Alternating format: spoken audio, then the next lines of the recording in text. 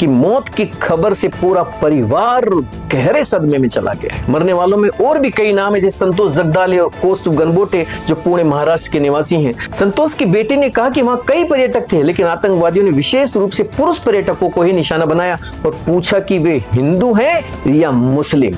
समझ नहीं आता कि इस दुनिया में हिंदू मुस्लिम झगड़ा कब तक चलता रहेगा। आखिर एक जाति विशेष चाहती क्या है? क्या ये सोच रहे हैं कि इस वर्ल्ड में, इस दुनिया में, इस धरती पर रहने का अधिकार सिर्फ उन्हीं को है, बाकी कोई और यहाँ धरती पर नहीं रहना चाहिए?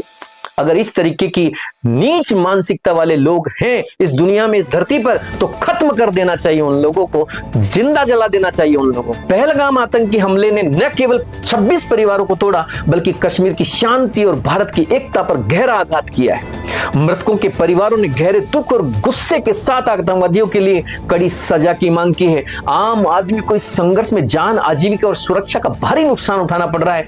पर्यटन उद्योग, स्थानीय अर्थव्यवस्था और सामाजिक एकता पर इसका दीर्घकालिक प्रभाव पड़ता रहेगा। सरकार को आतंकवाद के खिलाफ सख्त कदम उठाने पड़ेंगे ताकि भविष्य में ऐसी त्रासदियां ना हो और आम जनता, आम आदमी अपने आप को सुरक्षित महसूस कर सके। जब भी इस देश में आतंकवादी हमले होते हैं, उसके बाद सरकारें एक्शन लेती हैं, लेकिन फिर से हमले हो जाते हैं, फिर से बहुत से बेकसूर लोग मारे जाते हैं, फिर से सोशल मीडिया पर लोग चिल्लाते हैं, फिर से बड़े बड़े राजनेताओं और पार्टियों के द्वारा बड़े बड़े वादे किए जाते हैं और फिर से एक बार वापस शांति कायम हो जाती है। कुछ दिनों बाद फिर से अचानक आतंकवादी आते हैं, हमला करते हैं और कई लोगों को, बेकसूर लोगों को कत्लेआम कर देते हैं, जान से मार डालते हैं। फिर से यही कहानी वापस शुरू हो जाती है।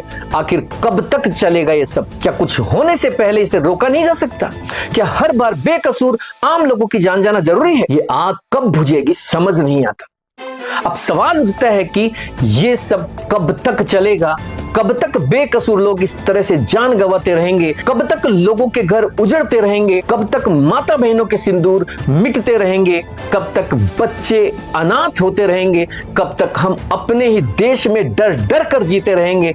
कब तक कब तक कब तक कब तक चलेगा ये सब? भारत के हर कोने में आतंकवादी घटनाएं हो चुकी हैं। समझ नहीं आता कि कहां जाएं, कहां ना जाएं। हम अपने बच्चों को, अपने आने वाली पीढ़ियों को क्या देना चाहते हैं? किस तरह का देश देने जा रहे हैं? समझ से बाहर। कब इस देश में शांति कायम होगी? बहुत सारे ऐसे सवाल इस देश की जनता के मन में हैं जो यहाँ की सरकारों से जानना चाहती है। हम सब किसी व्यक्ति विशेष पर सवाल नहीं उठा रहे और ना ही किसी पार्टी विशेष पर, लेकिन कुछ तो हम सबको मिलकर करना ही होगा। नमस्कार, मैं हूं संजय कुमार। जय हिंद, जय भारत।